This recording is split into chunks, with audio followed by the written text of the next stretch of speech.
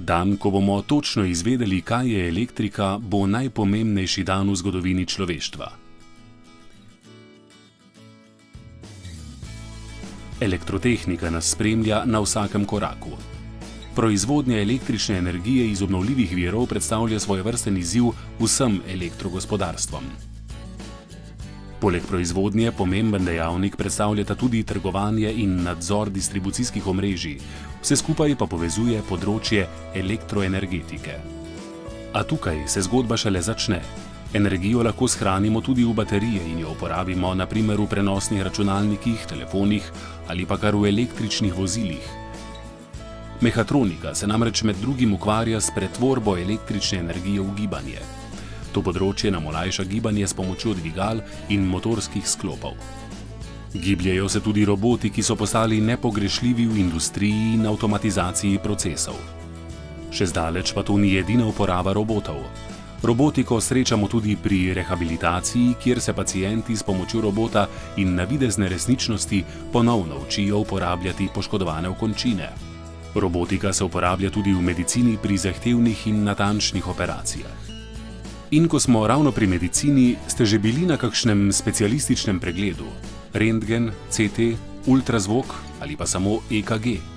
Biomedicinska tehnika na Fakulteti za elektrotehniko odmeva predvsem na področju zdravljenja raka s pomočjo elektrokemoterapije in računalniško podprte diagnostike ter terapije s pomočjo avtomatske analize medicinskih slik.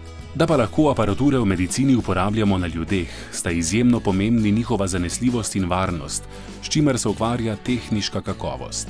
Pravzaprav morajo biti vse naprave okoli nas ustrezne in morajo zadostiti standardom, sicer bi se lahko marsikatera uporaba za uporabnike slabo končala. Tudi kakšne druge meritve morajo biti točne in se ne končajo vedno po željah vpletenih, a so še kako pomembne in natančne. Ljudje si že od nekdaj želimo, da nas pri določenih delih zamenjajo naprave in da procesi delujejo po naših željah. Avtomatika in informatika sta področji, ki se ukvarjata s proučevanjem sistemov, ki zamenjujejo človeka pri delu, nadomeščajo njegove sposobnosti zaznavanja, pa tudi njegove miselne zmogljivosti. Področja avtomatike segajo vse od avtomatizacije, simulacije in nadzora procesov, pa do razpoznavanja slik in govora, avtonomnih vozil ter letalske in vesoljske tehnike. Seveda pa praktično nič od naštetega ne bi bilo mogoče brez elektronike in elektronskih vezij, ki predstavljajo temelj sodobnega sveta.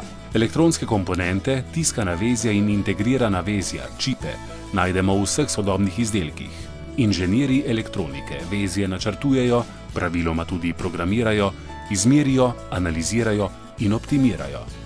Veliko naprav, mar ne? Danes imamo vsi v žepih male računalnike, ki bi bili neuporabni brez informacijsko-komunikacijskih tehnologij. Kako prenesti informacijo od vira do končnega uporabnika, kako veliko število senzorjev preko interneta povezati v uporabno celoto? Kaj pa stiki s prijatelji, sorodniki, informiranje? Odgovore lahko najdemo na področju informacijsko-komunikacijskih tehnologij. Nenazadnje radi spremljamo tudi športne dogodke, le kdo ne bo navijal za naše športnike na olimpijskih igrah. Tudi tukaj nam informacijsko-komunikacijska tehnologija pomaga s prenosom signala iz daljnih krajev do domačih ekranov.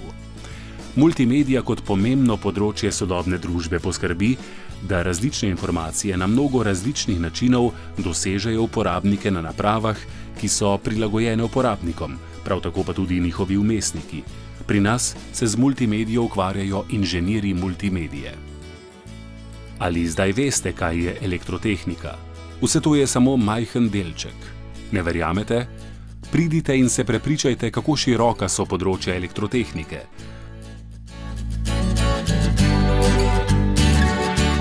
Pridružite se nam na Fakulteti za elektrotehniko in pustite svoj odtis v tehnološkem napredku.